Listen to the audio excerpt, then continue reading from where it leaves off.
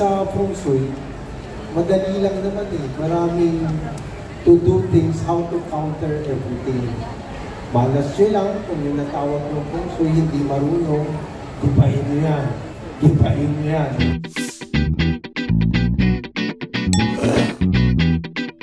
Marami din nagtatanong pag nagpapatayo ng bahay, how to go about with their bedrooms.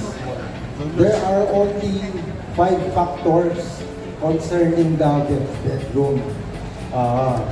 Number 1, the bed, the one who is lying down should not directly face the door or a mirror. Actually, in feng shui, there is a scientific explanation for that. Kasi the reason why we cannot sleep in front of the door, there is a belief that during nighttime, sometimes our spirit wanders around. And that's what they call the astral projection. So, the reason why bawal yung door, baka the spirit would get out of the door and then never comes back. Yun ang isang logical reason for that. And sa mirror naman, the reason why we cannot face in front of the mirror, para paglabas ng spirit mo, nakaharap sa mirror, baka magulat na may tao doon. Pero siya yun. Ikaw yun. And then baka tumakbo. That's the other logical reason for that. When we're sleeping sa bedroom, dapat walang beam sa taas. Pero kung yung may beam, natakpan na ng false ceiling, that is already okay. Pero if there is a beam up above you, that cannot be done because the logical reason for that is yung beam carries pressure from the house. May pressure yung beam. So yung pressure ang bababa sa'yo. That's why it's not healthy to sleep under the beam. So pag may beam, takpan lang ng false ceiling and that could solve the problem. At the back of the headboard should not be a bathroom or CR. Kasi the bathroom or CR produces dirty energy.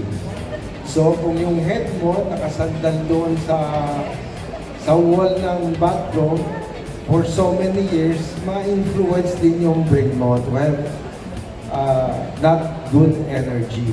So madali lang yan. Marami naman ngayon na bumibili ng fluted wall panel, ilagay mo lang yon sa wall ng CR and then the headboard.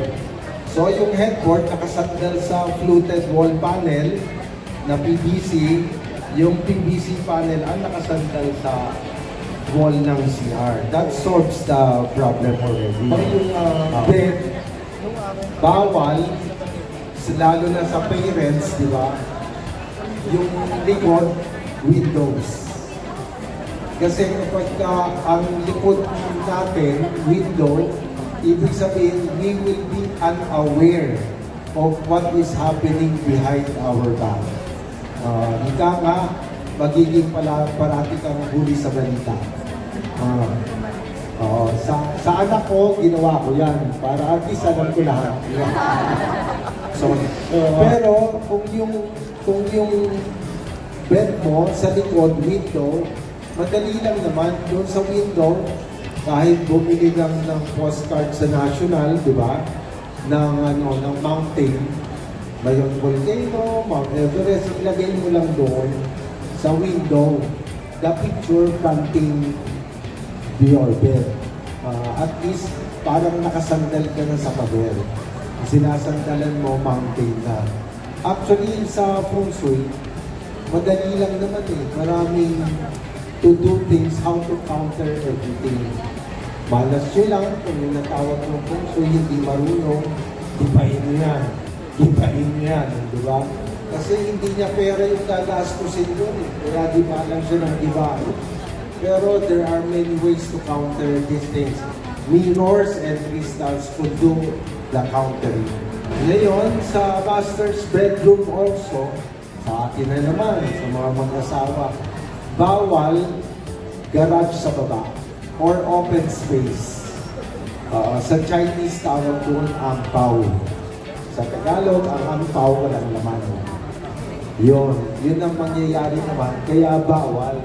Pero kung ikaw correct naman yan maglagay lang ng 4 crystals doon sa 4 sides ng bedroom, that would solve the problem. Kasi crystals, releases positive energy. And negative yung baba mo. So, mabalance yung energy. Madali lang talaga. The master's bedroom din, bawal sa service kitchen. Sa museum kitchen, pwede doon sa clean kitchen. Kasi hindi naman nagluluto doon everyday Pero sa service kitchen, bawal. Ang logical reason naman dyan, sa kitchen araw-araw nagluluto ka. Yung pressure, yung heat umaakyat. So, pag gusto mo hiwalayin yung asawa mo, dyan mo lagay yung kitchen dyan. Mag-aaway kayo araw-araw. Yan. To prevent this, madali din kasi sometimes there's no more room or place, di ba? Yung slab ng master's bedroom sa ilalim ng master's bedroom, i-paint lang ng red. Pag na-paint na ng red, tapos lagyan ng ceiling, that could solve the problem also.